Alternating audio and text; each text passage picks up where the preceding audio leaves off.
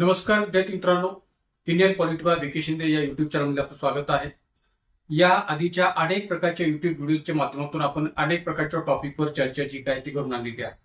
मग त्यामध्ये या ठिकाणी संसदेविषयी लेखनासारखा कलम 105(2) किंवा कलम 194(2) शी संबंधित असणारा टॉपिक असेल, एक देश एक निवडणूक या लेखनातून असणारा टॉपिक असेल, किंवा इतर अनेक प्रकारचे टॉपिक ज्या टॉपिक विषयी मी याआधी वेगवेगळ्या पद्धतीने चर्चा जी काय ती केलेली आहे। आज पुन्हा एकदा आपण आणखीन एका नवीन टॉपिकला इथं सुरुवात करतोय आणि त्या माध्यमातून एका वेगळ्या नवीन टॉपिकवर चर्चा करून आणणार आहोत। हा तसा पाहिला तर या ठिकाणी नवीन टॉपिक आहे असं मी पूर्ण अर्थाने म्हणणार नाही, का कारण की या ठिकाणी या टॉपिकशी रिलेटेड बरीचशी माहिती आपल्याला असावी देखील, पण ज्या पद्धतीने ती असणं अपेक्षित आहे त्या पद्धतीने असेलच असं मी इथं पूर्ण अर्थाने म्हणू शकणार नाही। आज आपण या ठिकाणी भारतीय न्यायव्यवस्थेच्या रचनातून असणाऱ्या एका महत्वपूर्ण व्यक्ती आणि पदाविषयीची जी काही चर्चा आहे ती करून आणणार आहोत। आणि ते पद म्हणजे भारताचं CJI पद म्हणजे चीफ जस्टिस ऑफ इंडिया। आणि त्या चीफ जस्टिस ऑफ इंडिया पदावर आता विराजमान असलेले जे काही सरन्यायाधीश आहेत, भारताचे सरन्यायाधीश किंवा सर्वोच्च न्यायालयाचे सरन्यायाधीश DY चंद्रचूड यांच्याविषयी आपण विस्तृत अर्थाने जी काही पूर्ण माहिती आहे ती आजच्या या व्हिडिओच्या माध्यमातून चर्चेला घेणार आहोत।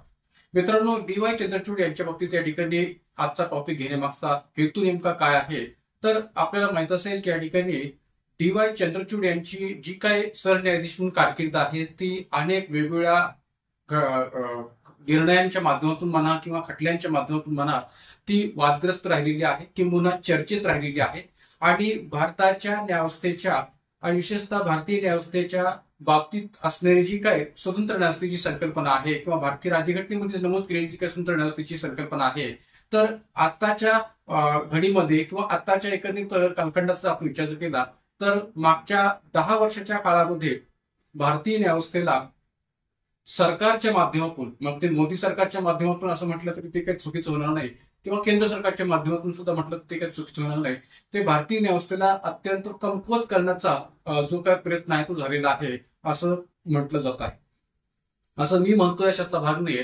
तर नुकतंच 21 माजी न्यायमूर्तींनी भारताचे सरन्यायाधीश DY चंद्रचूड यांच्याकडे याबाबतची तक्रार सुद्धा नोंदवलेली आहे की मागच्या 10 वर्षामध्ये एक प्रकारे भारतीय न्यायव्यवस्थेला कमकुवत करण्याचा प्रयत्न केला गेलेला आहे आणि एक प्रकारे यामुळे भारतीय राज्यघटनेतल्या स्वतंत्र न्यायव्यवस्थेच्या संकल्पनेवर बराच परिणाम झालेला दिसून येतोय। आणि म्हणून मग या ठिकाणी या भारताचे सरन्यायाधीश असणाऱ्या DY चंद्रचूड यांच्या बाबतची जी काही पूर्ण चर्चा आहे ती आजच्या व्हिडिओच्या माध्यमातून करणं हे अपेक्षित मी समजतोय। आणि त्या माध्यमातून आपण भारताचे सरन्यायाधीश धनंजय चंद्रचूड यांच्याबाबतची संपूर्ण सखोल अर्थाने जी काही माहिती आहे ती घेणार आहोत। ही माहिती घेत असताना आपल्याला 2 अर्थाने याचा विचार करायचा आहे। एक तर आपण DY चंद्रचूड यांच्याबाबतची प्रोफाईल बेसिसवर असणारी माहिती ती तर पाहूच या, पण त्याचबरोबर भारताचे सरन्यायाधीश असणारे जे काही DY चंद्रचूड आहेत यांनी त्यांच्या कारकिर्दीमध्ये कोणकोणते महत्वाचे निर्णय आणि कोणकोणत्या खटल्यांबाबतच्या निर्णयामध्ये महत्वपूर्ण भूमिका बजावलेली आहे, या सर्व अर्थाने जी काही चर्चा आहे ती आपल्याला आजच्या या व्हिडिओच्या माध्यमातून करायची आहे। मी या व्हिडिओला किंवा या टॉपिकला निवडणं या पाठीमागचा हेतू हाही सांगतोय का तर या टॉपिकवर एखादा तरी प्रश्न आगामी कालखंडामध्ये कोणत्या ना कोणत्या एक्झाम मध्ये विचारला जाऊ शकतो याबाबत काही दुमत नाहीये। कारण की एकंदरीत DY चंद्रचूड यांनी वेगवेगळ्या खटल्यांच्या अंतर्गत जी काही भूमिका बजावलेली आहे त्याचा विचार करता आणि एकंदरीत भारतीय न्यायव्यवस्था की जी एका कठीण परिस्थितीतून चाललेली आहे, अशा या कठीण परिस्थितीतून जाणाऱ्या भारतीय न्यायव्यवस्थेच्या अंतर्गत DY चंद्रचूड यांनी सरकारची पर्वा न करता किंवा केंद्र सरकारच्या दबावाला बळी न पडता आपली भूमिका खूप चांगल्या पद्धतीने वठवण्याचा प्रयत्न आजपर्यंत तो केलेला आहे, हे आजपर्यंतच्या त्यांच्या एकंदरीत सरन्यायाधीश नसणाऱ्या कारकिर्दीतून स्पष्ट होतंय। आणि म्हणून याही हेतूने ही चर्चा होणं गरजेचं आहे आणि म्हणून या ठिकाणी DY चंद्रचूड यांच्याविषयीचा हा टॉपिक मी आज या ठिकाणी घेतलेला आहे। तर सुरुवात करूया प्रथमतः धनंजय चंद्रचूड, डॉक्टर DY चंद्रचूड यांच्या प्रोफाईल पासून, का तर त्यांच्या प्रोफाईल विषयी या ठिकाणी निश्चितपणे प्रश्न MPSCच्या माध्यमातून विचारला जाऊ शकतो याबाबत काही दुमत नाहीये। का कारण की जर तुम्ही या आधी जर पाहिलं तर भारताच्या विभिन्न सरन्यायाधीशांच्या बाबतीत, मग ते TS ठाकूर असतील, RM लोढा असतील, राजेंद्र लोढा, न्यायमूर्ती आर एम लोढा किंवा राजेंद्र लोढा किंवा न्यायमूर्ती टी एस ठाकूर यांच्या प्रोफाईल विषयीचे प्रश्न या आधी सुद्धा आयोगाने वेगवेगळ्या पातळीवर वेगळ्या एक्झाममध्ये विचारले. विशेषतः राज्यसेवेच्या एक्झाममध्ये किंवा कंबाईन मुख्यच्या एक्झाममध्ये अशा प्रकारचे प्रश्न विचारण्यावर आयोगाने भर दिलेला आहे. तर त्यामुळे या ठिकाणी आज आपल्याला डॉक्टर DY चंद्रचूड हे जे काही भारताचे सरन्यायाधीश आहेत त्यांच्या प्रोफाईल विषयी संपूर्ण अर्थाने माहिती घेणं हे बरोबरच आहे.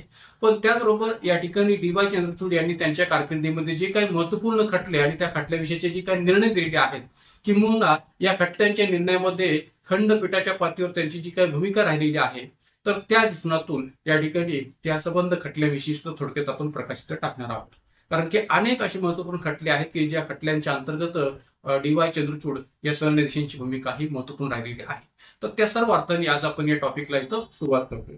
मात्र पहा या ठिकाणी सुरुवातीला जर आपण पाहिलं तर DY चंद्रचूड यांची जी काही प्रोफाईल आहे ती प्रोफाईल या ठिकाणी वेगवेगळ्या अर्थाने महत्वपूर्ण यासाठी आहे का तर या ठिकाणी डॉक्टर DY चंद्रचूड या सरन्यायाधीशांच्या बाबतीत काही महत्वपूर्ण अशा गोष्टी ज्या आहेत त्या आपल्याला माहिती असणं गरजेचंच आहे. का?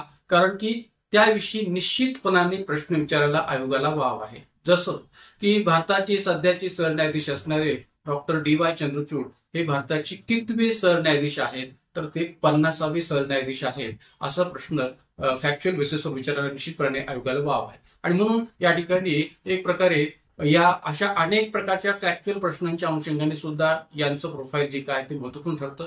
आणि इतरही अनेक बाबतीत सुद्धा यांचं प्रोफाईल हे कसं महत्वाचं आहे याचा खुलासा आपण विस्ताराने पुढे त्यांच्या प्रोफाईलच्या माध्यमातून करणार आहोत. तर सुरू करूया. या ठिकाणी डॉक्टर DY चंद्रचूड यांची जी काही वैयक्तिक माहिती आहे किंवा एकंदरीत त्या ठिकाणी त्यांचं जे काही प्रोफाईल आहे त्या सर्व अर्थाने असणारी माहिती आपण याबाबतची संपूर्ण माहिती स्क्रीनवर या पद्धतीने पाहू शकता. पहा या ठिकाणी जर पाहिलं तर DY चंद्रचूड धनंजय यशवंत चंद्रचूड असं यांचं पूर्ण नाव आहे. जन्म 11 नोव्हेंबर 1959 मुंबई इथं त्यांचा जन्म झालेला आहे आणि ते महाराष्ट्रातून बिलॉंग होतात. मित्रांनो एक लक्षात घ्या की DY चंद्रचूड हे महाराष्ट्रातून बिलॉंग होतात आणि त्यांचा जन्म जो आहे तो 11 नोव्हेंबर 1959 रोजी मुंबईत स्थित झालेला आहे. न्यायमूर्ती DY चंद्रचूड हे भारतातील सर्वाधिक काळ सेवा देणारे माजी सरन्यायाधीश YV चंद्रचूड यांची सुपुत्र आहेत. जर का आपण या ठिकाणी पाहिलं तर भारताच्या अनेक सरन्यायाधीशांमध्ये सर्वाधिक काळ सरन्यायाधीश म्हणून ज्या व्यक्तीने भूमिका पार पाडलेली आहे किंवा बजावलेली आहे ते आहेत माजी सरन्यायाधीश न्यायमूर्ती YV चंद्रचूड की ज्यांचे सुपुत्र आहेत सध्याचे आपले 50वे सरन्यायाधीश डॉक्टर DY चंद्रचूड. 1978 ते 1985 या कालखंडामध्ये माजी सरन्यायाधीश राहिलेले YV चंद्रचूड म्हणजेच DY चंद्रचूड यांचे वडील हे सर्वाधिक काळ भारताचे सरन्यायाधीश राहिलेली व्यक्ती आहे. त्यामुळे ही बाब सुद्धा आपण चांगल्या पद्धतीने लक्षात ठेवा की अशी कोणती व्यक्ती होती की जी भारताच्या अनेक सरन्यायाधीशांमध्ये सर्वाधिक काळ सरन्यायाधीश पदावर राहिलेली व्यक्ती आहे तर ती आहेत YV चंद्रचूड 1978 ते 1985.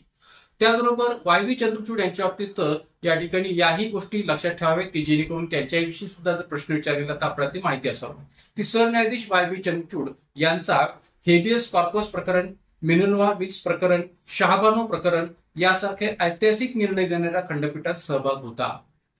जर का आपण लक्षात घेतलं तर भारताच्या अनेक प्रकारच्या वेगवेगळ्या प्रकारच्या सर्वोच्च न्यायालयाच्या खटल्याच्या निर्णयांच्या अंतर्गत महत्वपूर्ण अशा खटल्यांमध्ये मिनर्व्हा मिल्स प्रकरणाचा किंवा शहाबानो प्रकरणाचा संदर्भ आपल्याला सांगता येऊ शकतो. तर अशा या मिनर्व्हा मिल्स प्रकरणामध्ये किंवा समान नागरी कायद्याशी संबंधित असणाऱ्या शहाबानो प्रकरणामध्ये सुद्धा या YV चंद्रचूड सरन्यायाधीश YV चंद्रचूड यांचा सहभाग राहिलेला आहे खंडपीठाच्या स्तरावर. आणि म्हणून या ठिकाणी या सर्व प्रकरणांच्या दृष्टिकोनातून सरन्यायाधीश YV चंद्रचूड यांची ही जी काही भूमिका आहे ती निश्चितच विचारात घेण्यासारखी आहे असं म्हणायला काही हरकत नाही. मग ज्या पद्धतीने सरन्यायाधीश YV चंद्रचूड यांची ही भूमिका या वेगवेगळ्या प्रकरणामध्ये वेगवेगळ्या खटल्यांमध्ये महत्वपूर्ण राहिलेली आहे त्याच पद्धतीने या ठिकाणी सध्याचे आपले सरन्यायाधीश आहेत DY चंद्रचूड यांची पण वेगवेगळ्या प्रकारच्या महत्वपूर्ण अशा खटल्यांच्या निवाड्यामध्ये भूमिका महत्वपूर्ण राहिलेली आहे. त्यामध्ये गोपनीयतेचा अधिकार यासंबंधीचं प्रकरण असेल, समलैंगिकतेचं प्रकरण असेल, शबरीमाला प्रकरण असेल किंवा निवडणूक रोखे योजना प्रकरण की जे नुकतंच या ठिकाणी इलेक्ट्रोल बॉन्ड्सच्या संबंधित या ठिकाणी गाजलेलं प्रकरण की ज्यामध्ये महत्वपूर्ण असा निर्णय DY चंद्रचूड यांच्या नेतृत्वाखाली खंडपीठाने दिलेला आहे. एवढंच नव्हे तर संसदीय विशेषाधिकार प्रकरण असेल, जम्मू काश्मीरचा जो विशेष दर्जा आहे तो रद्द करणे या प्रश्नातून दाखल झालेली याचिका त्याविषयीचं प्रकरण असेल, तर अशा अनेक महत्वपूर्ण प्रकरणांच्या बाबतीत ऐतिहासिक निर्णय देणाऱ्या खंडपीठांचा सहभाग म्हणून या ठिकाणी डी.वाय. चंद्रचूड यांचा संदर्भ आपल्याला सांगता येऊ शकतो किंवा उल्लेख करता येऊ शकतो. कारण की या सर्व प्रकरणांच्या निकालामध्ये, निर्णयामध्ये जे काही खंडपीठ बसलं होतं त्या संबंध खंडपीठाचा एक भाग म्हणून न्यायमूर्ती डी.वाय. चंद्रचूड यांचा संदर्भ आपल्याला घेता येऊ शकतो. तर त्यामुळे या ठिकाणी एकंदरीत डी.वाय. चंद्रचूड यांची सुद्धा या संबंध प्रकरणामध्ये खूप महत्वाची भूमिका राहिलेली आहे, हे इथं आपण विचार केला पाहिजे. या संबंध प्रकरणांचा संदर्भ पुढे मी थोडक्यात देणारच आहे, पण कोणकोणत्या प्रकरणामध्ये या डी.वाय. चंद्रचूड यांचा सहभाग राहिलेला आहे एक प्रकारे खंडपीठाच्या पातळीवर, त्या दृष्टीने जर प्रश्न विचारला आपल्याला हे माहिती असावं की गोपनीयतेचा अधिकार किंवा समलैंगिकतेचं प्रकरण, शबरीमला प्रकरण, निवडणूक रोखे योजना प्रकरण किंवा संसदीय विशेषाधिकार प्रकरण, अशा विभिन्न प्रकारच्या खटल्यांच्या अंतर्गत डी.वाय. चंद्रचूड यांची एक खंडपीठाचा भाग म्हणून भूमिका राहिलेली आहे, हे आपण इथं फॅक्च्युअल बेसिसवर लक्षात ठेवण्याची गरज आहे. त्याचबरोबर आणखीन एक महत्वाचा भाग म्हणजे कोणता, तर एकंदरीत आता जेव्हा आपण या डॉक्टर डी.वाय. चंद्रचूड किंवा न्यायमूर्ती डी.वाय. चंद्रचूड यांचं प्रोफाईल विचार करूया, तर त्यावेळेस आपल्याला त्यांच्या इतरही व्यक्तिगत बाजू ज्या आहेत ते माहिती असणं गरजेचं आहे ऍज अ प्रोफाईल बेसिसवर. कोणत्या, तर न्यायमूर्ती डी.वाय. चंद्रचूड यांची 17 ऑक्टोबर 2022 रोजी देशाचे 50वे सरन्यायाधीश म्हणून नियुक्ती झाली. केव्हा नियुक्ती झालेली आहे, तर 17 ऑक्टोबर 2022 रोजी भारताचे 50वे सरन्यायाधीश म्हणून त्यांची नियुक्ती झालेली आहे. ही नियुक्ती 9 नोव्हेंबर 2022 पासून प्रभावी किंवा लागू झालेली आहे. म्हणजे भले ही नियुक्ती ही 17 ऑक्टोबर 2022 पासून त्यांची सरन्यायाधीश म्हणून केलेली असली तरी ती प्रत्यक्षात लागू झाली ती म्हणजे 9 नोव्हेंबर 2022 पासून. 10 नोव्हेंबर 2024 रोजी डॉक्टर डी.वाय. चंद्रचूड हे निवृत्त होणार आहेत. म्हणजे भारताचे सध्याचे असणारे सरन्यायाधीश आहेत जे डी.वाय. चंद्रचूड, ते 10 नोव्हेंबर 2024 रोजी निवृत्त होणार आहेत. त्यामुळे नियुक्तीची तारीख, त्यांच्या निवृत्तीची तारीख या सगळ्या दृष्टिकोनातून आपल्याला माहिती असणं गरजेचं आहे, कारण की त्याही बाबतीत आयोगाकडून फॅक्च्युअल बेसिसवर पर्यायी दोन प्रश्न विचारला जाऊ शकतो. त्याचबरोबर 13 मे 2016 रोजी भारताच्या सर्वोच्च न्यायालयाचे न्यायाधीश म्हणून त्यांची नियुक्ती झाली. म्हणजे सरन्यायाधीश म्हणून सर्वोच्च न्यायालयात नियुक्ती होण्याच्या आधी एक न्यायाधीश म्हणून, इतर न्यायाधीशांमध्ये एक न्यायाधीश म्हणून त्यांची जी काही नियुक्ती आहे ती सर्वोच्च न्यायालयाच्या स्तरावर 13 मे 2016 रोजी झालेली होती. 31 ऑक्टोबर 2013 पासून सर्वोच्च न्यायालयात न्यायाधीश म्हणून नियुक्ती होईपर्यंत ते अलाहाबाद उच्च न्यायालयाचे मुख्य न्यायाधीश होते.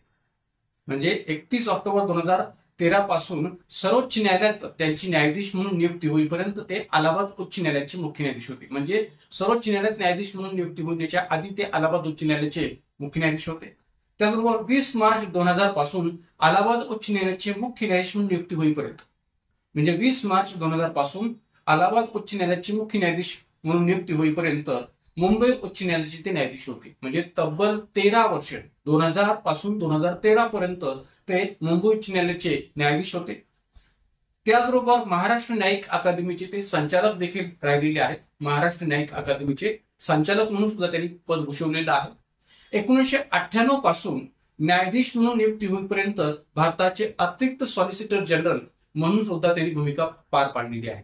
म्हणजे एकंदरीत जर तुम्ही पाहिलं तर न्यायमूर्ती डी.वाय. चंद्रचूड यांचं प्रोफाईल हे अनेक वेगवेगळ्या पदांच्या अनुषंगाने महत्वपूर्ण आहे, हे एकदा आपण विसरता कामा नये. म्हणजे न्यायाधीश म्हणून नियुक्ती होण्याच्या आधी ते एक प्रकारे भारताचे अतिरिक्त सॉलिसिटर जनरल म्हणून सुद्धा कार्यरत होते, हेही आपण विसरता कामा नये. 1998 पासून न्यायाधीश पदावर येईपर्यंत ते भारताचे अतिरिक्त सॉलिसिटर जनरल होते.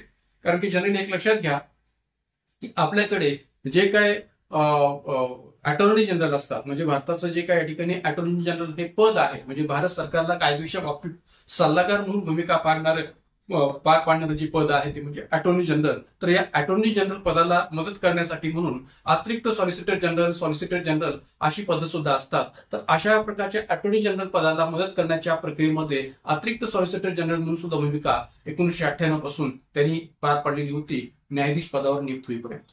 तर त्यामुळे याही पदाचा संदर्भ त्यांच्या दृष्टीने सांगता येऊ शकतो. एवढंच नव्हे तर त्यांच्या प्रोफाईलमध्ये आणखीन एक बाब आपल्याला सांगता येईल ती म्हणजे जून 1998 मध्ये मुंबई उच्च न्यायालयाने वरिष्ठ वकील म्हणून त्यांना नियुक्त केले होते. म्हणजे 1998 साली जून 1998 मध्ये मुंबई उच्च न्यायालयाने वरिष्ठ वकील म्हणून त्यांची नियुक्ती केलेली होती, हेही इथं आपण लक्षात घेण्याची गरज आहे. म्हणजे वरिष्ठ वकील, त्यानंतर एक प्रकारे भारताचे अतिरिक्त सॉलिसिटर जनरल, पुन्हा न्यायाधीश, त्यानंतर अलाहाबाद उच्च न्यायालयाचे न्यायाधीश, त्यानंतर सर्वोच्च न्यायालयाचे न्यायाधीश, त्यानंतर सर्वोच्च न्यायालयाचे सरन्यायाधीश, अशा अनेक महत्वपूर्ण पदांवर भूमिका पार पाडत या ठिकाणी न्यायमूर्ती डी.वाय. चंद्रचूड यांनी आपला जो काही चढता आलेख आहे तो ठेवलेला आहे, चढता स्तर जो काय तो ठेवलेला आहे असं म्हणायला काय हरकत नाही.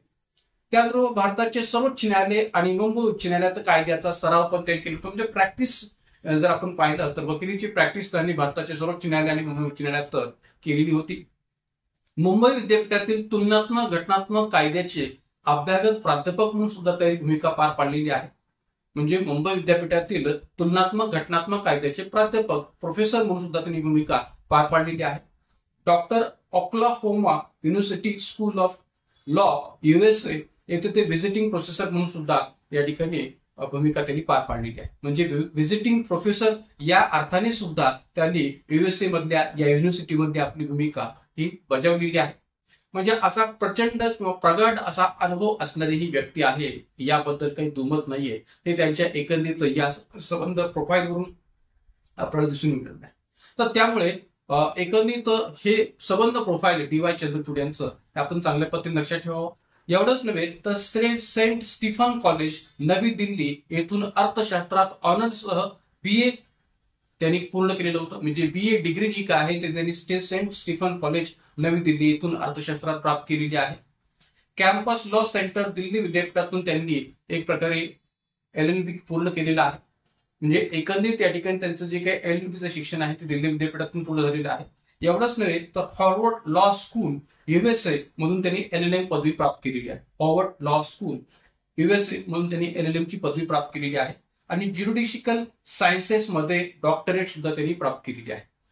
म्हणजे एकंदरीत त्यांच्या कायद्याचा अभ्यास जर पाहिला किंवा कायद्यामधला जो काही त्यांचा डिग्रीचा जर विचार केला तर LLB असेल, LLM असेल किंवा डॉक्टरेट असेल, अशा अनेक प्रकारच्या उपाधींनी त्यांनी कायद्याचा प्रचंड अभ्यास केलेला आहे, हे इथं आपल्याला स्पष्टपणे दिसून येईल. तर त्यामुळे या ठिकाणी एकंदरीत हे त्यांचं वैयक्तिक प्रोफाईल जे आहे ते वेगवेगळ्या पदांच्या दृष्टिकोनातून स्पष्ट करता येईल, हे निश्चितपणाने इथं सांगता येऊ शकेल. आता राहिला प्रश्न या ठिकाणी न्यायमूर्ती डी.वाय. चंद्रचूड यांनी त्यांच्या कारकिर्दीत दिलेले महत्वाचे निर्णय.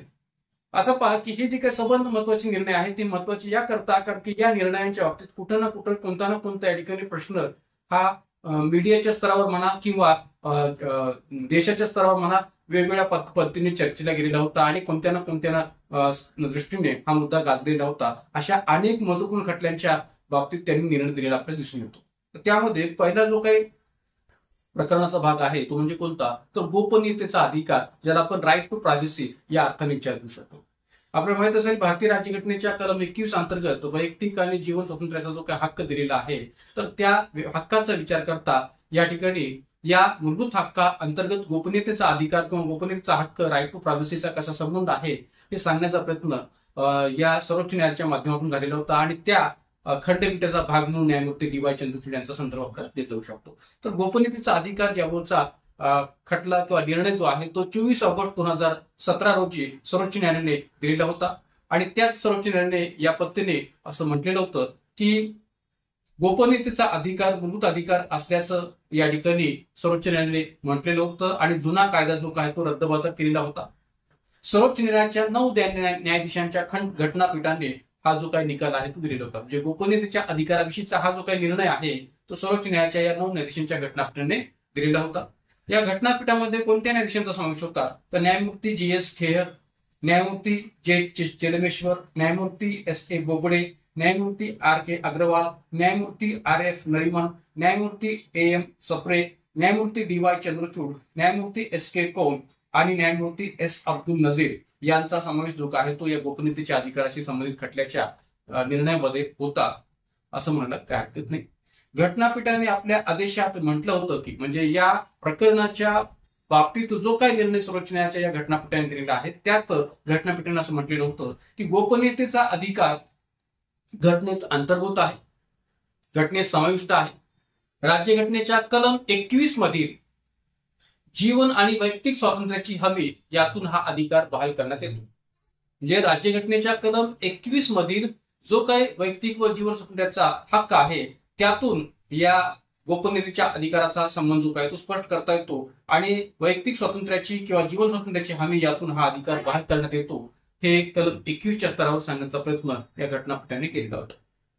ज्या पद्धतीने गोपनीयतेच्या अधिकारामध्ये महत्वपूर्ण निर्णय देण्याच्या प्रक्रियेत न्यायमूर्ती चंद्रचूड यांचा सहभाग होता, त्याच पद्धतीने समलैंगिकतेला गुन्हेगारी चौकटीतून बाहेर काढणारे न्यायाधीश या अर्थाने सुद्धा न्यायमूर्ती डी.वाय. चंद्रचूड यांची ओळख आपल्याला सांगता येऊ शकेल. आता समलैंगिकतेच्या पातळीचा जर संबंध आपण विचार घेतला तर समलैंगिकतेचा मुद्दा हा जागतिक पातळीवर महत्वपूर्ण बनलेला मुद्दा होता किंवा आज देखील तो आहे. अनेक देशांनी समलैंगिकतेला मान्यता दर्शवलेली आहे. भारतामध्ये पण समलैंगिकतेच्या बाबतीत त्या ठिकाणी अनेक वेळा प्रश्न उपस्थित झाले आणि त्या दृष्टीने अनेक वेळा याचिका जे आहेत या न्यायालयामध्ये गेलेल्या होत्या. आणि या बाबतीत या ठिकाणी आणखीन एक महत्वाचा मुद्दा असा आहे की भारतीय राज्यघटनेच्या पातळीवर जर विचार केला तर या ठिकाणी याचाही संबंध या ठिकाणी समलैंगिकतेच्या दृष्टिकोनातून जोडायला काय हरकत नाही घटनेच्या स्तरावर. तो कसा हे सर्वोच्च न्यायालयाने आपल्या निर्णयामध्ये स्पष्ट केलेला आहे. पण त्याही पेक्षा महत्वाचं म्हणजे काय तर भारतामध्ये जो काही महत्वपूर्ण असा कायदा आहे ज्याला आपण भारतीय दंड संहिता किंवा इंडियन पिनल कोड असं म्हणतो, तर त्यामध्ये समलैंगिकता हा एक गुन्हेगार आहे किंवा समलैंगिकता हा एक गुन्हा आहे असं या ठिकाणी सांगण्याचा प्रयत्न केलेला आहे. ब्रिटिश कालखंडापासून या ठिकाणी समलैंगिकता हे अनैसर्गिक पातळीवर असणारा एक प्रकार आहे आणि तो एक गुन्हा आहे असं मान्य केलेलं होतं. मात्र समलैंगिकतेला गुन्हेगारी चौकटीतून बाहेर काढण्याच्या दृष्टीने जो काही निर्णय सर्वोच्च न्यायालयाने दिला होता त्यामध्ये या न्यायमूर्ती चंद्रचूड यांचा महत्वपूर्ण रोल राहिलेला आहे. कशा पद्धतीने ते आपण पुढे पाहूया की 6 सप्टेंबर 2018 रोजी देशाच्या सर्वोच्च न्यायालयाने हा ऐतिहासिक निर्णय दिला होता आणि त्यानुसार त्यांनी असं म्हटलं होतं की 2 प्रौढ व्यक्तींनी, मग ती पुरुष असो किंवा महिला असो, 2 प्रौढ व्यक्तींनी परस्पर समलैंगिक संबंध ठेवले असतील, म्हणजे 2 प्रौढ पुरुषांनी असो किंवा 2 प्रौढ स्त्रियांनी असो, जर का असे परस्पर समलैंगिक संबंध ठेवलेले असतील तर त्याला गुन्हा मानता येणार नाही, त्याला गुन्हा मानता येणार नाही असा निर्णय सर्वोच्च न्यायालयाने 6 सप्टेंबर 2018 रोजी दिलेला होता.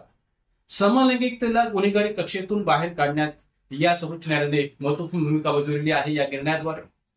या निर्णयामध्ये सरन्यायाधीश दीपक मिश्रा म्हणजे तत्कालीन 2018 मधले भारताचे सरन्यायाधीश दीपक मिश्रा, न्यायमूर्ती रोहिंटन नरिमन, न्यायमूर्ती ए.एम. खानविलकर, न्यायमूर्ती डी.वाय. चंद्रचूड आणि न्यायमूर्ती इंदू मल्होत्रा यांचा समावेश असलेल्या सर्वोच्च न्यायालयाच्या घटनापीठाने या प्रकरणावर निर्णय दिला होता.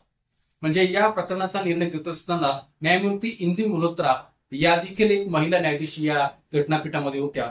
हे सुद्धा महत्वाचं आहे, हे सुद्धा आपण लक्षात घ्यायची गोष्ट आहे. तर मित्रांनो, मी प्रत्येक प्रकरणाचा किंवा प्रत्येक खटल्याचा संदर्भ देत असताना न्यायमूर्ती डी.वाय. चंद्रचूड यांचा संदर्भ तर आहेच हे सांगतोय, पण त्याचबरोबर इतरही न्यायाधीशांची नावं याकरता सांगतोय की जेणेकरून आपल्याला एखाद्या खटल्याच्या निर्णयाविषयी कोणकोणत्या न्यायाधीशांचा त्या खटल्याच्या निर्णयामध्ये सहभाग होता असं जर प्रश्न आयोगाकडून विचारला गेला तर निश्चितपणे आपल्याला त्यांची नावं सुद्धा माहिती असावी, हे इथं महत्वाचं आहे. आणि म्हणून या ठिकाणी या प्रत्येक खटल्याच्या निर्णयामधल्या घटनापीठातील किंवा खंडपीठातील न्यायाधीशांचा संदर्भ मी इथं देतोय, कारण की फॅक्च्युअल बेसिसवर अशा अनेक पद्धतीने प्रश्न विचारायला आयोगाला इथं वाव आहे हे मान्य करायला काही हरकत नाही. त्यानंतर जाऊयात आपण तिसरा एक महत्वाचा खटला की ज्यामध्ये सुद्धा न्यायमूर्ती डी.वाय. चंद्रचूड यांची खूप महत्वाची भूमिका राहिलेली आहे. तो खटला म्हणजे कोणता तर अविवाहित महिलांना गर्भपाताचा अधिकार. अविवाहित महिलांना गर्भपाताचा अधिकार याबाबतचा निर्णय 22 जुलै 2022 रोजी सर्वोच्च न्यायालयाने दिलेला होता. 22 जुलै 2022 रोजी सर्वोच्च न्यायालयाने गरोदर महिलांबाबत एक महत्वपूर्ण निकाल दिला होता आणि या निकालानुसार 24 आठवड्यांच्या अविवाहित गर्भवती महिलेला 24 आठवड्यांच्या अविवाहित गर्भवती महिलेला गर्भपात करण्याची परवानगी देण्यात आली. 24 आठवड्यांच्या अविवाहित गर्भवती महिलेला गर्भपात करण्याची परवानगी देण्यात आली सर्वोच्च न्यायालयाच्या या निर्णयाच्या माध्यमातून. मग हा निकाल देत असताना नेमकं सर्वोच्च न्यायालयाने काय म्हटलेलं आहे याचाही खुलासा आपण पुढे करूया की हा निकाल देत असताना 3 न्यायाधीशांच्या खंडपीठाने हा निकाल दिलेला होता. यात न्यायमूर्ती डी.वाय. चंद्रचूड, न्यायमूर्ती सूर्यकांत आणि न्यायमूर्ती एस बोपन्ना हे 3 न्यायाधीश होते.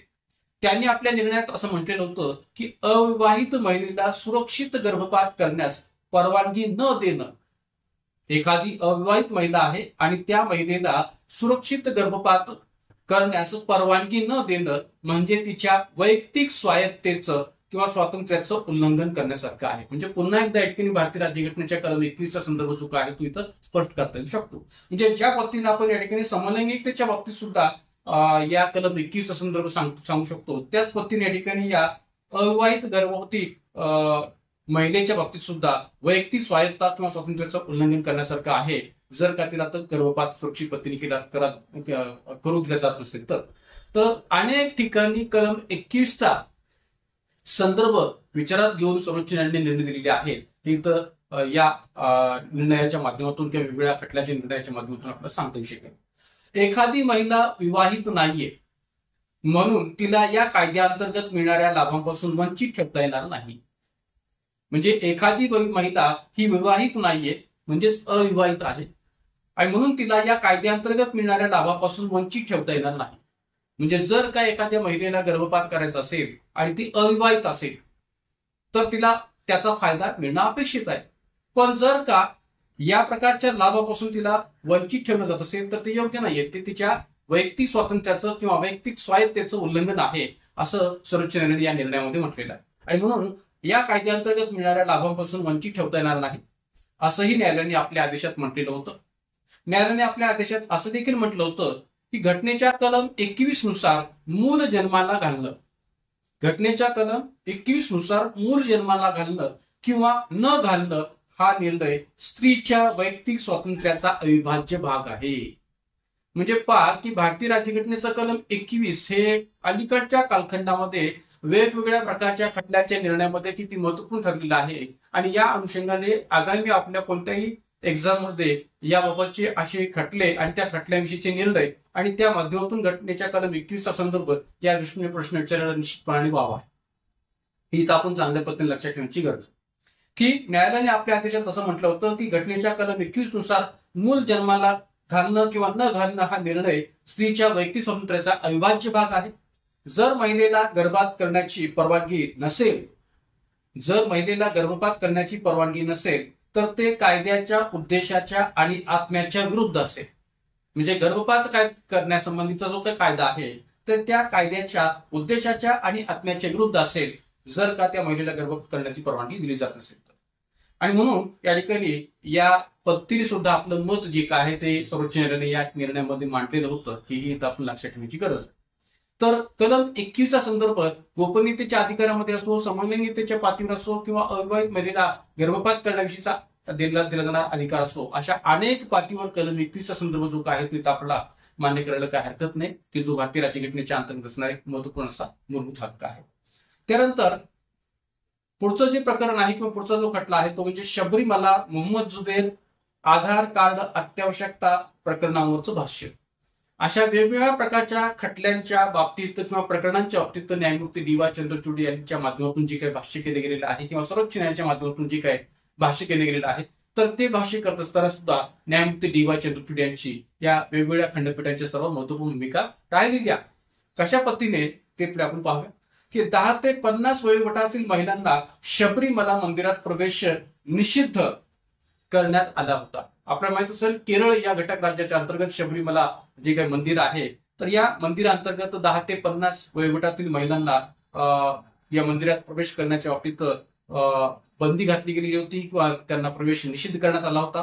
तर यावर महिलांना मंदिरात जाण्यापासून रोखणं हे त्यांच्या घटनात्मक नैतिकतेचं उल्लंघन आहे असं न्यायमूर्ती चंद्रचूड यांनी मत मांडलं होतं. या निर्णयामध्ये काय मत मांडलं होतं की महिलांना मंदिरात जाण्यापासून रोखणं हे त्यांच्या घटनात्मक नैतिकतेचं उल्लंघन आहे असं न्यायमूर्ती चंद्रचूड यांनी या खटल्याच्या निर्णयात मत मांडलेलं होतं.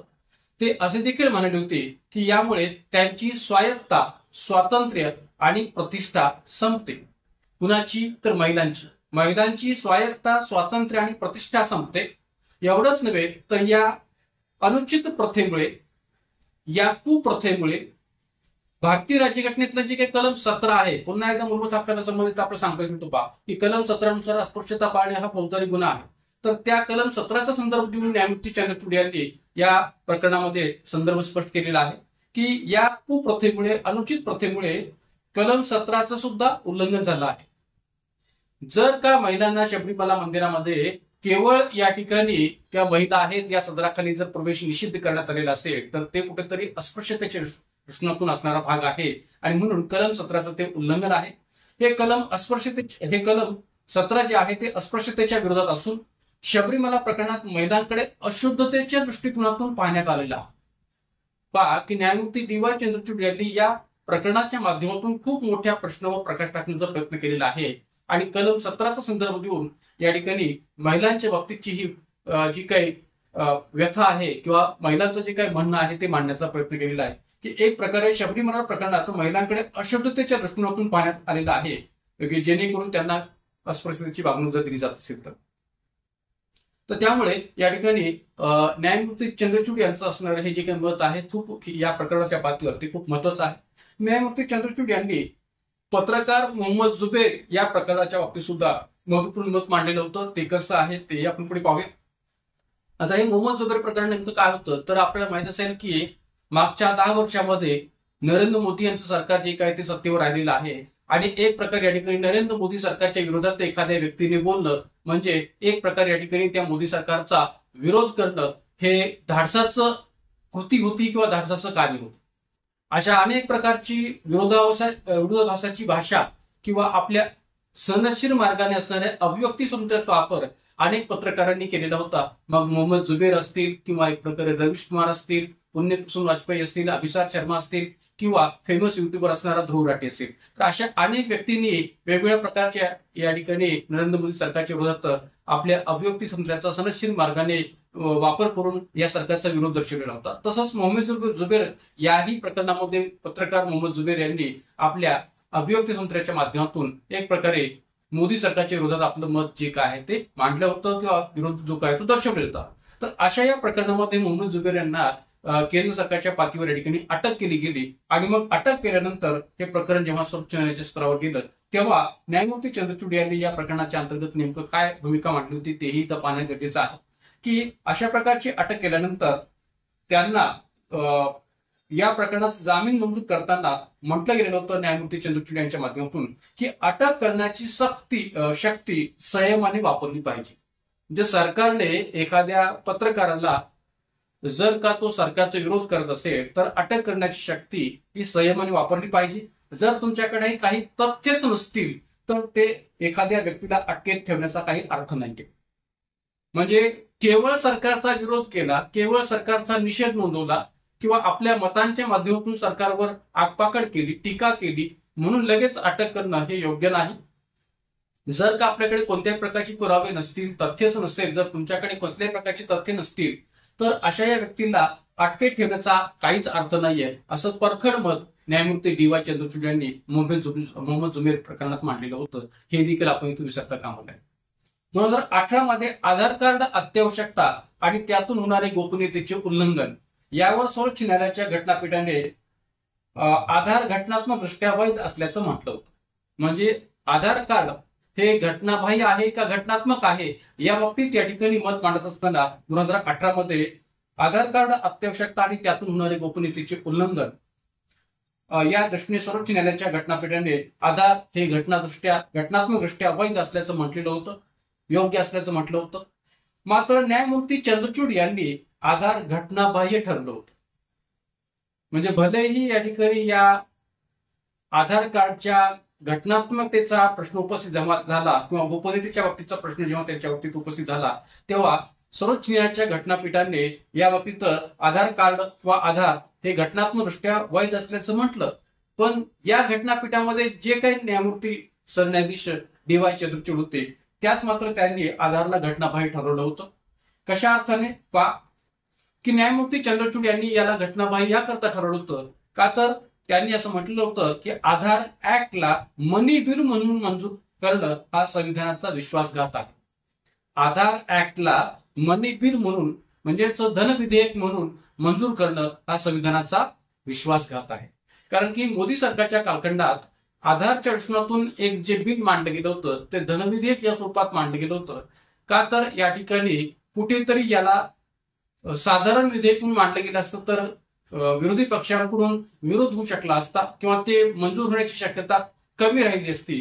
म्हणून या ठिकाणी त्याला धनविधेयक या स्वरूपात मांडण्याचा प्रयत्न जो काय तो मोदी सरकारच्या माध्यमातून केला गेलेला होता. आणि म्हणून याच भूमिकेला न्यायमूर्ती चंद्रचूड यांनी विरोध दर्शवला होता आणि तो दर्शवत असताना त्यांनी असं म्हटलं होतं की आधार ऍक्टला धनविधेयक किंवा मनी बिल म्हणून मंजूर करणं हा संविधानाचा विश्वासघात आहे. तर असे अनेक परखड मतं जी काय आहेत ती एक प्रकारे न्यायमूर्ती चंद्रचूड यांनी मांडलेली आहेत. हे निश्चितपणे मान्य करायला काय हरकत नाही. आणखीन एक महत्वपूर्ण प्रकरण त्यांच्या या कारकिर्दीमध्ये महत्वाचं आहे ते म्हणजे संसदीय विशेषाधिकार प्रकरण. आपल्याला माहित असेल याबाबतचा जो काही निर्णय आहे तो काल परवा सर्वोच्च न्यायालयाने दिलेला आहे की सर्वोच्च न्यायालयाने नोट के बदले वोट असं जे काही या ठिकाणी या निर्णयामध्ये मत मांडलेलं होतं ते 5 मार्च 2024च्या निर्णयामध्ये मांडलेलं मत आहे किंवा स्पष्ट केलेलं मत आहे. तर 5 मार्च 2024च्या निर्णयाच्या अंतर्गत सर्वोच्च न्यायालयाने संसदीय विशेषाधिकाराच्या पातळीवर एखाद्या खासदाराने किंवा एखाद्या आमदाराने या ठिकाणी मतदान करणे, भाषण करणे या सदराखाली जर या ठिकाणी त्या अधिकाराचा गैरवापर करून भ्रष्टाचार केलेला असेल तर या ठिकाणी एक प्रकारे ते त्यांच्या संसदीय विशेषाधिकाराचं उल्लंघन आहे असं या ठिकाणी मत जे काय ते सर्वोच्च न्यायालयाने या निर्णयाद्वारे स्पष्ट केलेलं होतं. तर या निर्णयाद्वारे न्यायमूर्ती धनंजय चंद्रचूड यांच्या नेतृत्वाखालील 7 सदस्यीय खंडपीठाने आधीच्या निकालात दुरुस्ती करून, आधीच्या निकालात म्हणजे कोणत्या, तर या आधीचा जो काही निकाल आहे तो या ठिकाणी दिला होता तो पी.व्ही. नरसिंह सरकारच्या एकंदरीत अविश्वास ठरावाच्या दृष्टिकोनातून असणारा जो काही निकाल आहे तो दिला गेला होता. आणि या 1998च्या आधीच्या निकालामध्ये दुरुस्ती करून खासदार व आमदारांना या सर्वोच्च न्यायालयाच्या निर्णयाद्वारे एक प्रकारे दणका दिलेला आहे किंवा एक प्रकारे या ठिकाणी समज दिलेली आहे असं म्हटलं तरी चालेल. पैसे घेऊन लाच देणाऱ्याच्या बाजूने मतदान वा भाषण केले नाही तरी अशा खासदार व आमदारांच्या विरोधात कायदेशीर कारवाई केली जाईल. म्हणजे एखाद्या आमदाराने किंवा खासदाराने पैसे घेऊन लाच देणाऱ्याच्या बाजूने, म्हणजे ज्याच्याकडून पैसे घेतलेले आहेत तर त्याच व्यक्तीच्या बाजूने मतदान केले काय किंवा न केले काय तरी सुद्धा त्यांच्यावर कायदेशीर कारवाई होऊ शकते, कायदेशीर कारवाई केली जाईल असं सर्वोच्च न्यायालयाने या निर्णयामध्ये म्हटलेलं आहे. का तर पैसे स्वीकारणे किंवा मदतीच्या बदल्यात पैसे स्वीकारणे क्विड प्रो क्वो हा भ्रष्टाचाराचाच भाग ठरतो असं या ठिकाणी खंडपीठाने या सर्वोच्च न्यायालयाच्या निर्णयामध्ये मत जे काय ते नोंदवलेलं होतं, निरीक्षण जे काय ते नोंदवलेलं होतं.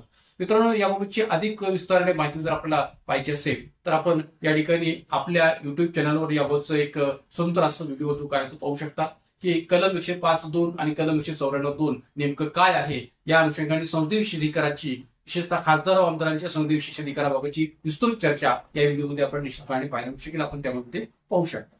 सर्वोच्च न्यायालयाने या निर्णयाचा खुलासा करत असताना भारतीय संविधानाच्या कलम 105(2) आणि कलम 194(2) मधील तरतुदींचा आधार घेतलेला आहे. हे निश्चितपणे मान्य करायला काय हरकत नाही, कारण की या 2 कलमामध्येच संसदीय विशेषाधिकाराच्या दृष्टीतून असणाऱ्या खासदार व आमदारांबाबतच्या संसदीय विशेषाधिकाराच्या विशेष तरतुदी आपल्याला पाहायला मिळतील.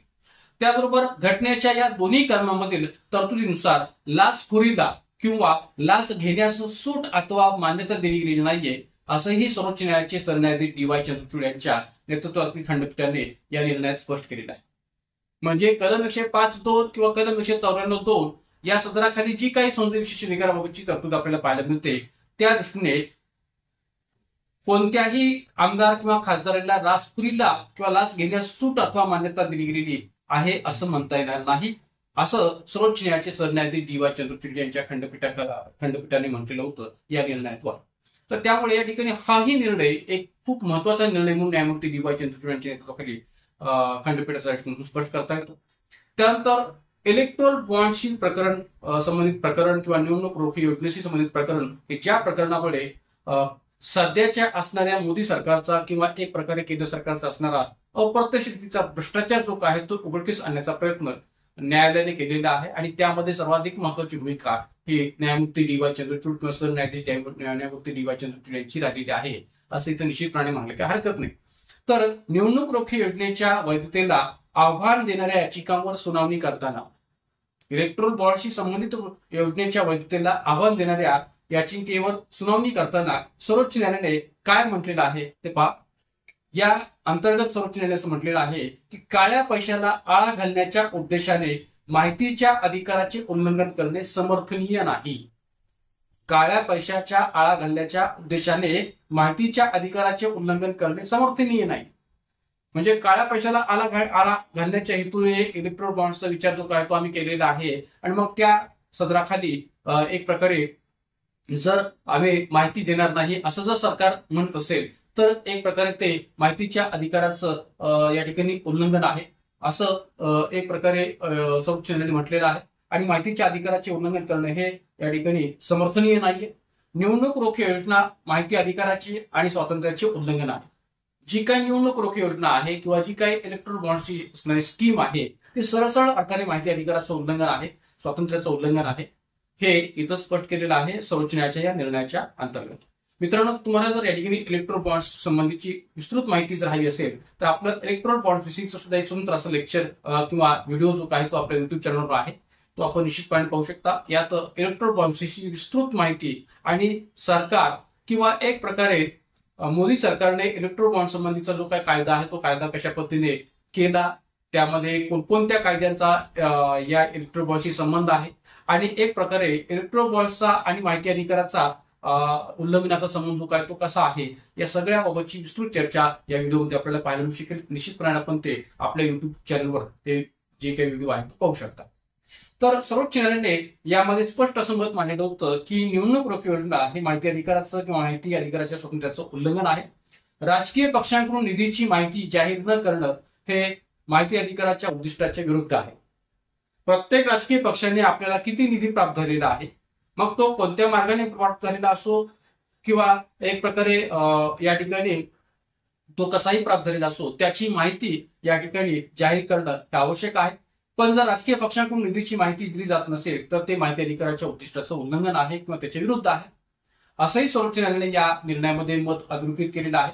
निवडणूक रोखे तात्काळ थांबवण्याचे आदेश न्यायालयाने दिले आहेत. म्हणजे या प्रकरणाच्या द्वारे, या खटल्याच्या निर्णयाद्वारे निवडणूक रोखे तात्काळ थांबवण्याचे आदेश सर्वोच्च न्यायालयाने दिले होते.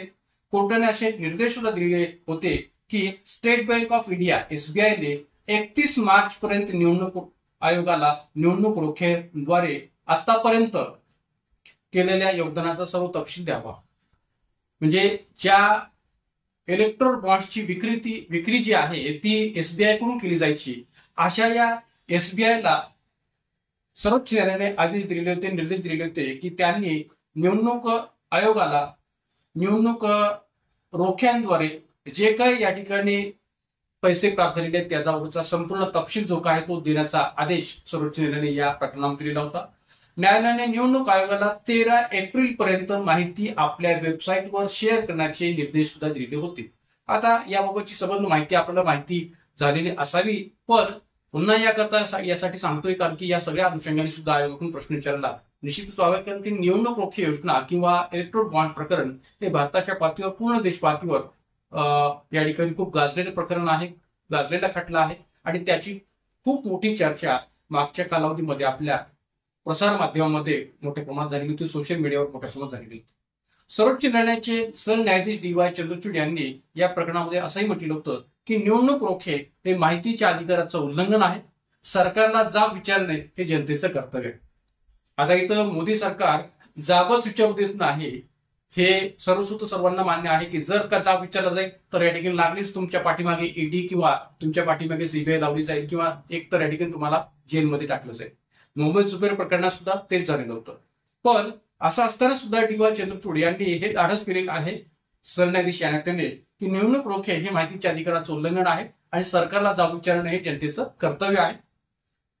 सुप्रीम कोर्टाने पुढे असंही म्हटलेलं आहे की निवडणूक रोखे योजना भारतीय राज्यघटनेच्या कलम 19(1)(a) चे उल्लंघन आहे.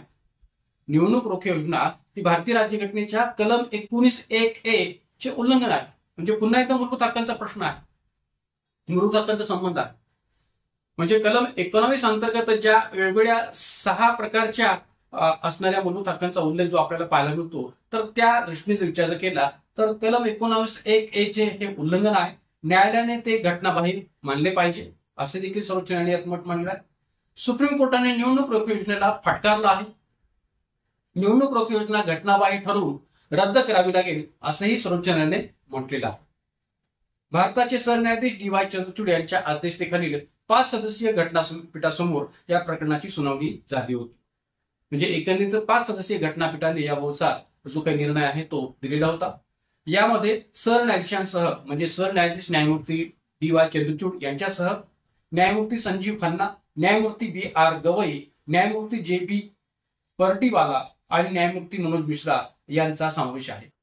म्हणजे या इलेक्ट्रोल बॉन्ड्स प्रकरणात ज्या 5 सदस्यीय खंडपीठाने निर्णय दिलेला आहे त्या 5 सदस्यीय खंडपीठामध्ये त्या संबंध न्यायाधीशांचा संदर्भ देता शकतो, न्यायमूर्ती सरन्यायाधीश DY चंद्रचूड यांच्या सह. तर मित्रांनो, या ठिकाणी न्यायमूर्ती DY चंद्रचूड यांच्या कारकिर्दीमध्ये त्यांनी ज्या ज्या महत्वपूर्ण अशा खटल्यांच्या बाबतीतून महत्वपूर्ण असे निर्णय दिलेले आहेत किंवा त्या निर्णयामध्ये त्यांचा सहभाग राहिलेला आहे खंडपीठाच्या पातळीवर, त्या सर्व निर्णयांची, त्या सर्व खटल्यांची सुद्धा चर्चा आपण या माध्यमातून केलेली आहे. आणि त्याचबरोबर न्यायमूर्ती DY चंद्रचूड यांच्या व्यक्तिगत प्रोफाईलवर सुद्धा आपण या व्हिडिओच्या माध्यमातून अधिकाधिक विस्ताराने प्रकाश टाकलेला आहे. तर हा संबंध व्हिडिओ आणि या व्हिडिओच्या माध्यमातून ही संबंध माहिती देण्यामागचा एकच हेतू होता की बहुतांश विद्यार्थ्यांचं असं म्हणणं होतं की न्यायमूर्ती DY चंद्रचूड यांची कारकीर्द ही अनेक वेगवेगळ्या खटल्यांच्या निर्णयांच्या पातळीवर वादग्रस्त राहिलेली आहे, महत्वपूर्ण राहिलेली आहे, चर्चित राहिलेली आहे. आणि म्हणून या ठिकाणी DY चंद्रचूड यांच्या बाबतची सखोल माहिती आपण द्यावी आणि म्हणून या ठिकाणी हा छोटासा प्रयत्न या व्हिडिओच्या माध्यमातून न्यायमूर्ती DY चंद्रचूड यांच्या कारकिर्दीविषयी टाकण्याचा मी केलेला आहे. तर मित्रांनो, अशाच प्रकारच्या वेगवेगळ्या टॉपिकवरचे जी काही व्हिडिओज आहेत आपण आगामी कालखंडात सुद्धा आपल्या PYQ सिरीज बरोबर सुरूच ठेवणार आहोत आणि त्या माध्यमातून अनेक प्रकारच्या चालू घडामोडीशी संबंधित असणाऱ्या टॉपिकवर आणि अशा भारतीय राज्यघटनेतल्या विभिन्न महत्वपूर्ण घटकांवर प्रकाश टाकण्याचा इथं प्रयत्न करणार आहोत. तर आज या व्हिडिओमध्ये इथं आपण थांबूयात. या ठिकाणी सर्वांना जाताना विनंती का हा व्हिडिओ अधिकाधिक विद्यार्थ्यांपर्यंत पोहोचवावा, अधिकाधिक विद्यार्थ्यांपर्यंत शेअर करावा आणि आपल्या युट्यूब चॅनलला सुद्धा अधिकाधिक पातळीवर सबस्क्राईब करावं, लाईक करावं, शेअर करावं आणि एकंदरीत या ठिकाणी अशी अनेक प्रकारची विस्तृत माहिती हे अनेक गरजू विद्यार्थ्यांपर्यंत पोहोचवण्याचा आपण प्रयत्न करावा. तर या व्हिडिओमध्ये इथं आपण थांबूयात. धन्यवाद.